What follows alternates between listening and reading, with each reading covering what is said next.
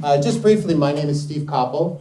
I am honored to be moderating our panel today. I come to these conversations on the blue economy from a little bit of a different background. I spent the bulk of my professional career as a consultant with Accenture, most of that time on airplanes and in hotels, so not near anything blue for most of my life. But now I'm very lucky to be living full-time in Brewster, and I've developed a very strong passion for our environment and our waters, and much of that passion manifests itself in my fairly new and unexpected direction as a photographer, an artist, as a photographer. And what I do is I create imagery that serves as expressions of my experiences in these waters of Cape Cod that I feel so connected to. It's become very spiritual for me for many different reasons. And through my gallery in Chatham, part of my mission is to really build awareness with anybody who visits on the beauty that surrounds us and the importance of its protection and preservation. And that's really a big part of how I think about what I do. I'm a very engaged board member at the Association to Preserve Cape Cod. I'm an organization I'm sure many of you are familiar with. Is heavily focused on many of the issues that we've been talking about these 2 days. And most recently, my passion for everything blue has taken me in a new direction, which relates to why I'm here on this panel today, because I've become an investor and board member in the Agricultural Research Corporation, which is a wonderful company that does some really special things here in support of the environment and the economy here on the Cape, and you're going to learn about that as well. So Paul already gave a brief overview of our panelists, and I think this is going to be very interesting because we're covering the full gamut, everything from hatchery of a shellfish through the growing, the retailing, and then also kind of a public policy and town perspective in terms of the importance of aquaculture to the Cape ecosystem. So what I want to do is let each of our three panelists first provide a brief introduction into who they are and the work that they do. And we're going to start with Rick Sawyer from the Aquacultural Research Corporation, which really covers starting at the very beginning of this life cycle at the hatchery level. So Rick? Good morning, everybody. As Steve said, my name is Rick Sawyer. I'm the president of Aquacultural Research Corporation in Dennis. If any of you have ever been to Chapin Beach in Dennis and driven by just before the parking lot, you'll see off in the distance these gray buildings, and there's a sign out there that says Aquacultural Research Corporation. You're wondering what goes on back there. It's not some nefarious kind of thing. We're not doing any military research or anything. What we're doing is we are spawning and growing shellfish for sale to growers.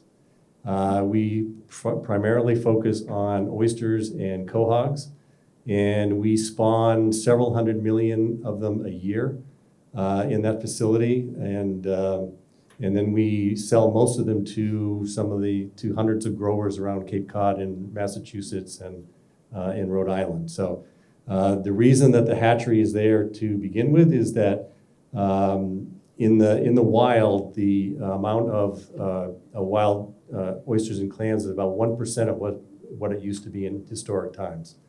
So in order to enjoy the oysters out here today or at the Naked Oyster, which I highly recommend, you need farmers, you need hatcheries, because the wild oysters and clams can't sustain the demand. So in a little while, we'll talk about how the whole system works. And we would like to do that. Florence, now from the Naked Oyster, is going to talk about her role. Oh, hello. I'm Florence Lowell, and I'm guess the next step after ARC. I'm a grower. I'm an oyster farmer, and I'm also a chef. So I take, like I say, we grow oysters for the restaurant. About this year, we grow about 100,000 oysters. We came to market at the restaurant, and this is to me a very important part of providing sustainable food. As a chef, I'm always looking for quality, sustainable product that I can put and I can put out there and provide just a really, really high quality product who represent the region. Great. And Mark? Good morning, and thank you for having me here. I'm Mark Ells, Town Manager in Barnstable. So we are the government, but we don't do secret operations. It's a great opportunity in the role I play in Barnstable to participate certainly in why I think we're all here, not at this conference, but why we're here, Cape Cod.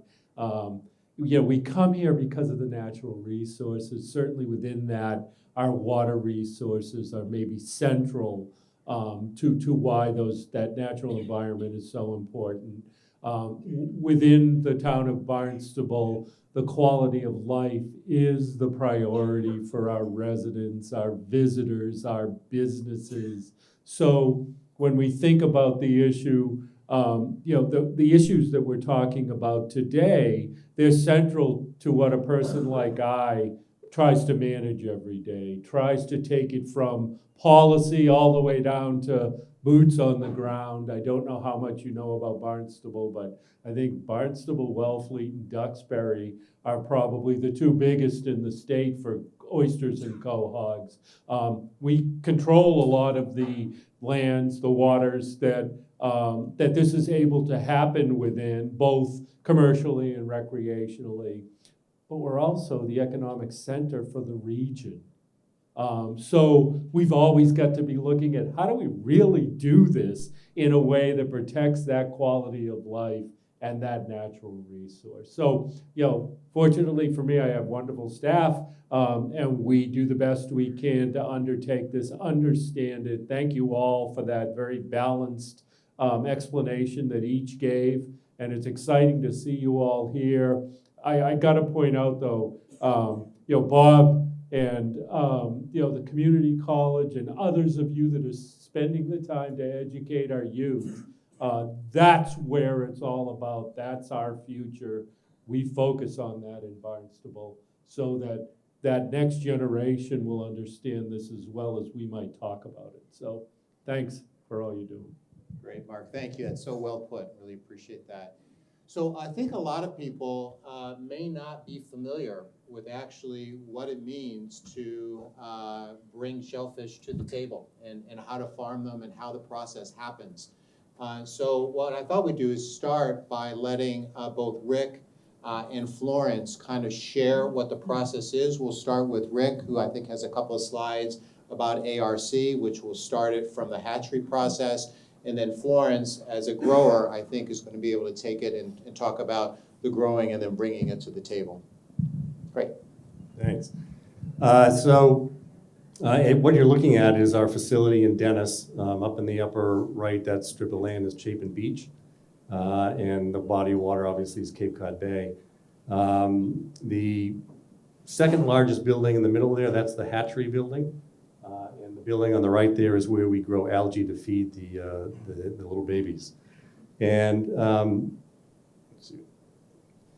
so the process starts with moms and dads. I don't want to get into the birds and bees too much, but so we've got to start with broodstock that we take a lot of care in choosing what animals we use as broodstock. We like to look for animals that have survived environmental events or disease events, some that we know that can thrive in a changing environment. And in the wild, the oysters and clams want to spawn in the warm summer months. But to meet the demand that we have for oyster seed, we have to start spawning in January. And that becomes a bit of a problem when the oysters don't want to spawn in January because the water's too cold. So we put them in tanks like you see here. These are our broodstock tanks. And the animals stay in here for about 6 to 8 weeks. And during that time, we're changing the water temperature, slowly raising it. We are changing the food that goes into it. We're actually feeding them. And we're doing this conditioning process for the 6 to 8 weeks. And every year in November or so, we set a spawn schedule. And we say that on March 2nd, we're going to do a spawn of diploid oysters, and we're going to try to get 50 million of them out. And for somehow, some way, it works. We're actually able to pick a day and make those oysters and those clams spawn when we want to. We've been very, very successful with it. Cheryl James, who is our larval and juvenile production manager, is one of the best in the country. And she can produce a very, very high quality animal. And the way we do it is on spawn day, we take the animals, we put them into a bucket. And it's a bucket with seawater. And during the day, we slowly raise the temperature again. And every once in a while, we might have to sacrifice one and a male and put a little droplet of sperm into the water, and that makes the animal think that everybody's going, so I might as well go too. And on the right is sperm from a male, the male that you see on the left-hand side. At this point in time, before we see the sperm or the egg, we don't know whether this is a male or female. And so we kind of cross our fingers each time that we get enough of each. But the first time that anybody can remember, 2 weeks ago, we had a spawn where we had 13 males and no females. So luckily we had enough brood stock to try again 2 days later. We were successful, but this is the process that it looks like. And after this, the sperm and the eggs are put into a 5-gallon bucket. And a few hours later, the cells have split and the animals are starting to swim. So it's a phenomenal process, and they will stay in. This is what they look like. These are surf clams. They're about a month and a half old. So in our hatchery building, it's a very controlled environment. The temperature is controlled. The water we give them and the food that we give them is very controlled. And they stay in what we call conicals, which are big tanks, for about a week and a half. After that time period, oysters will grow a little bit of a foot with a piece of cement, kind of a cement material on it. And they want to stop swimming. They want to start to attach themselves to something. So if in the wild, if you find some oysters, you usually find a clump of oysters together. That's because you've got a bunch of oyster larvae that have attached themselves to the same piece of shell. Because once they attach themselves in the wild to shell, they'll stay on that shell forever. In the hatchery, the big difference with the hatchery is that our animals are destined for the raw bar or for the naked oyster. And so if you get a clump of animals, you got to break them apart. And that breaks shells and they don't look quite as good.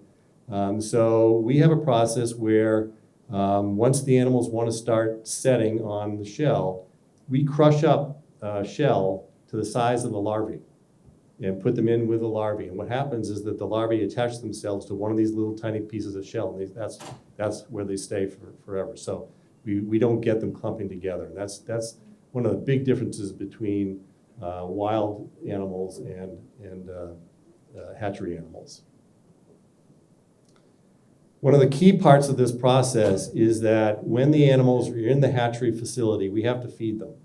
We have to really control what they eat. And so we have an entire building set aside for growing algae. And we grow 2 types of algae, both isolated from Chase Garden Creek, which is right outside our door. And it's a series of 3-day processes to get enough algae to feed them. And what you're seeing here is a picture of the algae, the old algae building right now, and it's a way that we've been growing algae for quite some time. We have since introduced what we call the robots, which are big tanks called photobioreactors, and these are instruments that grow algae on a continual basis. So the tanks that you see here in this picture, after 4 days, we have to break them down, clean them up, take care of them, and then re-inoculate them, and it takes another 4 days or so to get some algae. With the robots, they're growing on a continuous basis and they're supplying algae on a continual basis. Once the animals get to be about 1 millimeter in size, like you saw that picture of the clams on my finger, they become too big for us to be able to feed. So it's time for them to go outside. They become essentially teenagers. They got to kind of like leave the home for a little while. And they go outside where they're finally exposed to the actual open ocean environment. They're in a controlled environment. Most of these areas are called nurseries. So they leave the hatchery, they go to the nursery. Most of the nurseries that we have are land-based. So they're tanks where the animals sit in the tanks, and we pull water in from the ocean, and it comes in, it flows out, and it's feeding the animals. So they're actually feeding from the ocean environment for the first time. They stay in the nursery until they get to a certain size, and we sell 7 different sizes of seed. What you're seeing here is a picture of about, in each bag, there's probably 100,000 oysters, and that's what the farmers will come and they'll purchase from us, and they'll put it out on their farms. Great. Perfect, thank you. And so now we have these seeds, that's 100,000, that's about how many you grow in a year. Yeah. So Florence, you want Yeah. to talk about how you take it from here and All right. what's involved with growing those All babies? right, so usually that means a trip to ARC, and we just pick up the seeds. The seed I purchase usually, I try to keep them at like a quarter of an inch, and the reason is it takes the chance of survival are a lot bigger. As you know, the bigger the oyster, the chance of survival are bigger. And so we put them in mesh bags or grow out bags. And my system that I have right now, it's called an Australian basket system. And so basically, it's a line, and we hang a basket, and the oyster are contained in those mesh baskets. They kind of swing with the tide and are able to shape like a nice oyster with a nice cup. So that will take a few months. We have to make sure we get those baskets clean, which we do like every 2 days. We go out there, we shake them, we brush them. When the oyster grow, we have to change them to a bigger mesh. So this is like an ongoing process. Steve was asking me how many times we touch an oyster from the time we receive the seed to the time it goes to market. I would say about 200 times. So it goes from those baskets, and then once eventually they'll get to be, too big for the basket. So we put them on a flat tray, and so the key of having a successful oyster production is density. So oyster likes to grow together, and they like to be the same size. You don't want to have small oysters and large oysters together. They do not do well. So you have to keep on sorting them, like making sure you're removing them and you are keeping them with the same size. And they do a lot better. They don't fight for food. Where we are, my farm is in a 2-acre farm in Barnstable Harbor. I am incredibly lucky. I have a beautiful flow of nutrient coming from the marsh and from the Cape Cod Bay. It's really a spectacular spot. I'm very, very lucky. We have beautiful growth and quality oysters. So basically, this is Great. This is A labor of love for sure. A labor of love for sure. So I want to let Mark now share a little bit, because what you've just heard is really integral to so much on the Cape, and the benefits that this whole aquaculture industry brings, both economically and environmentally, is pretty impressive. And I thought I'd let Mark maybe share some of his thoughts about that. Sure. Well, again, thank you. So town of Barnstable, I've already said, we're one of the bigger in the state of Massachusetts, both for commercial and recreational. We manage the lands in which we're looking to see people, commercial, have a grant area, be able to grow oysters, quahogs. And so we need to make sure that that's maintained at all times.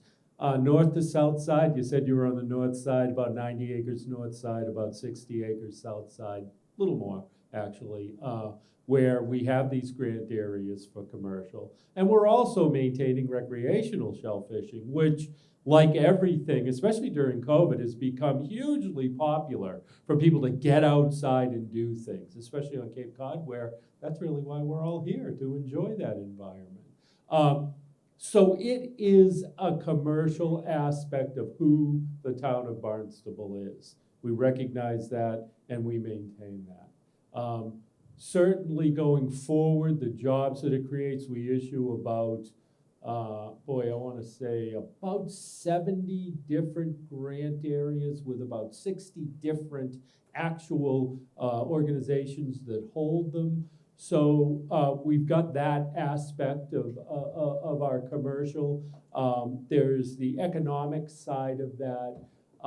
The more and more we learn about this now, there are these additional benefits that we begin to understand, which is, number one, we want to have a healthy resource for our commercial and our recreational to use.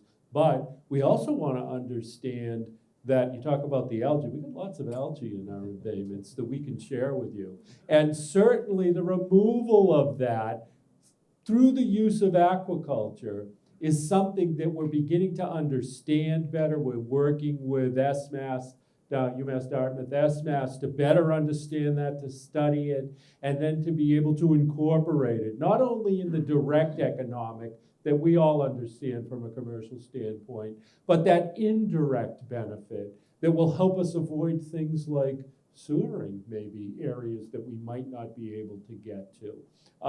And other aspects more general about the health of our embayment systems, and therefore our resident, our visitor, our business wanting to be in Barnstable, wanting to be an active part of this discussion. So that's the role that we play in municipal government. We physically control it. We license it. Licensing works fairly well, doesn't it? Wonderful. That's great to hear. Right answer. Great to hear. Right answer. Great. Thanks, Mark. So one of the things that attracted me so much to this world, and specifically to ARC, is, ARC is the only hatchery left in Massachusetts providing a resource for people like Florence to purchase seeds. Best estimate is that ARC supports about 1,300 jobs on the Cape. And I thought I'd let Rick just talk about, kind of the tenuous situation in this industry, why hatcheries have closed, what some of the challenges that we face, because, honestly, without ARC right now, it would have a huge impact on the Cape and everything we do with aquaculture. So, Rick, what are your thoughts on that? Well, we're the only large-scale commercial hatchery. There are some smaller ones left. We are finding that hatcheries are closing too rapidly right now, and it's a very serious problem for the future of our industry. But we're doing everything we can to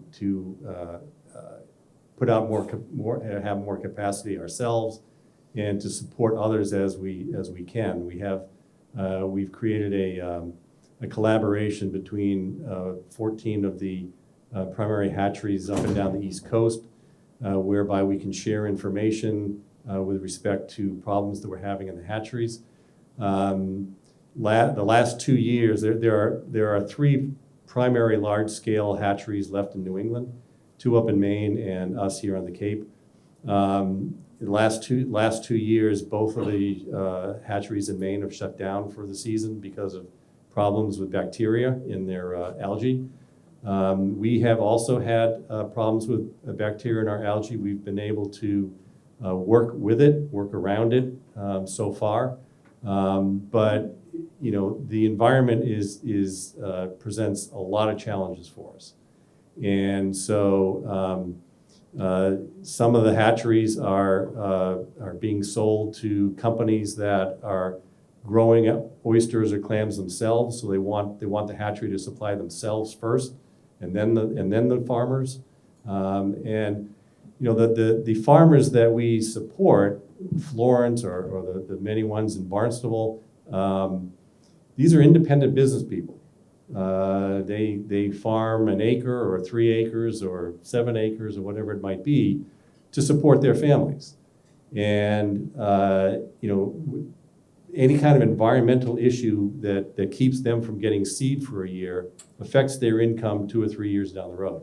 We saw this during COVID where, COVID hit in March, and the growers didn't know what to do. They didn't, should I buy seed? Should I plant it?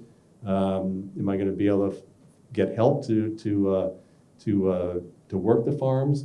And so we made a concerted effort to get seed into the hands of the farmers with long payment terms or whatever it took, just so that they could be here 2 years from now to keep going. And so we play a pretty significant role in the aquaculture industry on the Cape, which is estimated at the number is probably about $20 million, something like that. And as Steve said, our business, ARC, was scheduled to actually be shut down back in 2015. And some stakeholders, the local government communities, the state government people, they looked at it and said, wait a minute, if this hatchery goes out of business, it could affect 1,300 jobs on Cape Cod, so we can't let that happen. So a very complicated business deal was put together where some investors were brought in. We now actually have 22 or 23 individual investors in the company. And the first thing they did back in 2015 was tear down the old hatchery and build a new one. So as of 2016, the hatchery was state of the art, and we are still, adapting it today to meet all the challenges that we have. Great, thank you, Rick. Florence, I'm interested in you listening to Rick talk about these challenges, and you as one of those businesses that is looking at it year to year and feeding your family and feeling vulnerable to these things that we're seeing with climate and things we can't control or understand. You want to share, kind of how you look at that as a business owner and the role that this plays in your life and how you feel about that? Yes, I mean, we have definitely big challenges. Last year, I was not able to get seeds just, for that reason. Hopefully, we had we had lots of oysters also left over from, COVID. We grew way too big. That was another challenge since we could not, the restaurant was closed and nobody was, buying oysters or eating oysters. Our oysters were ready for that year, just end up being, massive. They were like 4 inches versus 3 inches. They were not up to par for market. So basically, we kind of let that year go and started all over. And then we ran into the situation, was not able to get some seed last year. Hopefully, this year will be different.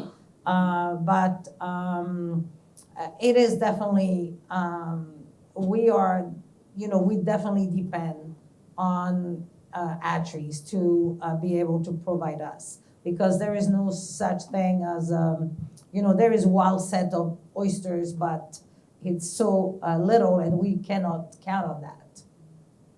Great, thank you, Florence. So Mark, when we were having discussions preparing for our panel, I think you used the words, it takes a village. And we were talking about all of our collective responsibilities. And if we look at oysters specifically, we all live on the lands and impact the waters that ultimately are impacting what we're talking about here with the industry. And so, Mark, you were very, very eloquent in our discussions about this idea of it takes a village. And I was wondering if you might be willing to share some of those thoughts with the group here today. Sure. Certainly we understand how integral this is to Cape Cod and the natural environment. It doesn't end with a nursery or at the other end of the process here at the restaurant. It's the entire process that we need to understand, we need to educate, we need to engage people. They need to understand the interconnected nature of what it takes to protect a natural resource, and then to maintain, an economic engine, a blue part of our economy here on Cape Cod. And it comes with sacrifice at times. And we need to make sure that everybody understands that. I tend to focus on the youth. I take my little stage here, but I tend to focus on the youth because when I think about myself, it's pretty difficult to get me to change my behavior at my age. When I talk to my youth, they say to me, Mr. Ells, why haven't we done this yet? It's never, well, it's going to take this, that, or so I think by engaging our youth in this, what it allows us to do is remain viable, that this will be, it's not a historic, it's not a current, it is what we will do in the future to maintain this. And maintaining our environment is enormous, and then maintaining an example such as growing oysters and bringing them ultimately one avenue to the table is worth doing. And so we all have to be a part of that. And therefore, we need to understand it, engage it, and participate in it. So, and I get to play a great role in it. That's all I can say. So, and thank both of you. We couldn't do the program in Barnstable without the work you're doing. And certainly we want to be supportive of what you're doing, because I don't get to do my job unless you're satisfied with how that's going. So, and we could probably help you out if they're too big, those oysters. I bet we can find a way to help you out there. Thank you. Katie, how are we doing on time? We're good? Okay. One of the things I did want to do is, because I think this is a topic that's probably very new to a lot of people, is are there any questions that anybody has here? Yes. Rick, you mentioned the impact of on the algae of the what was it? Bacteria?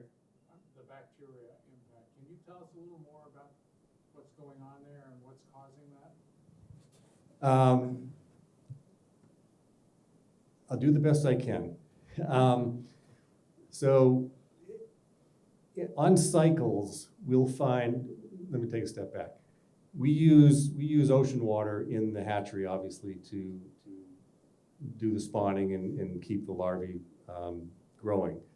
And so we also use ocean water to help develop the algae that we feed them. And every once in a while, a bacteria will show up, and it will then disappear. What we're finding now, and what the two hatcheries up in Maine found, was that the bacteria is showing up and not leaving. So I know for sure that one of the hatcheries in Maine did over 250 experiments just trying to figure out what it was and how to get rid of it. I know in our facility so far, we've done about 170 experiments trying to identify it, and then try to figure out a way to deal with it. We're now at the point where we're working with MIT and some other groups who are going to come in and do studies themselves to try to sort out all the potential problems in hatcheries like that. When we have problems with the algae, it's not that it doesn't affect the animals. What it affects is our ability to grow enough food to feed them. And that obviously is a problem. And so that's kind of what we're dealing with right now. So it comes in with the ocean water? Yes. The business is, and this is one of the reasons I got so excited about this, is this is a complicated business with a lot of unknowns, and the impact can be severe. You can lose a whole spawn, and now all of a sudden the shortage of seeds that Florence is talking about has a ripple effect, across the entire Cape. And then the decisions that we make as a company in terms of allocating seeds, it's very, very tenuous, and it's very difficult to do, and it's important to be able to do this right. So this business is a very difficult one, and Rick and his team do an amazing job balancing a number of factors that are very, very difficult to control, one being the bacteria, for sure. Florence made a kind of an offhanded comment that meant a lot to me. I don't know whether you caught it or not, but she didn't get her seed last year. And the reason she didn't get her seed last year is that we lost our first 2 oyster spawns of the season last year due to an environmental issue. So we tried to recover throughout the year, but we couldn't. And the result of that was people like Florence couldn't get the seed, so we didn't have enough seed to fill the demand. So there's a ripple effect here that is palpable. And then you take the 2 to 3 year growing cycle beyond that, and it's, you know, it's downstream. It's not just immediate. Yes? So that was my question, is what are the biggest threats? Is it climate change or land-based pollution? What is the biggest threat to the oyster? I think you hit the two key ones. Certainly, land-based pollution is a problem. It's also potential. We also potentially have some solution to it, as Mark was alluding to. You know, our waterways have high nitrogen levels in them. Well, one full-grown oyster will filter about 50 gallons a day, and will help mitigate that problem. And so that's what a lot of these towns now are looking at as a way to help get the nitrogen out of their waterways. And I'll give you a very quick story. This is one of the programs that we do for the county and for the towns. If you think back to what I said about the oysters want to set themselves on shell, we actually have a process where the towns will bring us bags of broken shell. We'll put them into large tanks. They look like cement above ground swimming pools. And over the course of a couple of weeks, we'll introduce oyster larvae into the tanks. And over those 2 weeks, the oysters will actually attach themselves to the shell. And after those 2 weeks, the towns will come back and they'll get their bags, and they'll put their bags out in their waterways to help with taking nitrogen out of the water. They help with building oyster reefs for erosion mitigation. So this is something we do once a year for the towns and for the county. And it's another example of how we all kind of have to work together to keep our environment safe. Well, thank you all. And I hope you've all enjoyed this little change in direction in terms of marine life and learned something new about a whole ecosystem and industry here on the Cape that's really integral. Rick, I don't know if I could say that if anybody ever wanted to come pay a visit to ARC, it is a fascinating place to see, and Rick does a wonderful job in really telling the story and bringing it to life. So that's how I originally got hooked on this. So it's wonderful, and Florence's restaurant, I think, Naked Oyster in Hyannis is a place everybody should go to as well, with the delicious food there. Thank you, and Mark, thank you for all that you do as well in support of all this, and thank you all for being here today. Okay.